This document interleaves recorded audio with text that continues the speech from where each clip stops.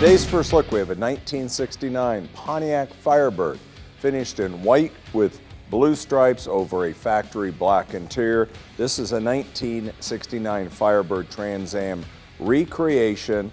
This underwent a no expense spared frame off, although it's a unibody, restoration where they actually went in and replaced all the floorboards and the trunk, so no rust in the car now. It has a 400 cubic inch V8 engine mated to a 4-speed Muncie transmission with a Hurst shifter, equipped with Ride Tech front and rear coilovers, as well as their front, upper, and lower control arms, rear control arms with sway bar setup. So it has a great stance to it.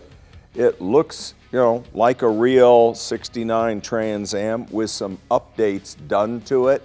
Has new seats, headliner, vintage air, rides on the factory wheels, Firestone wide oval tires, has that OEM look to it, but they've brought it down. It's got a great stance to it.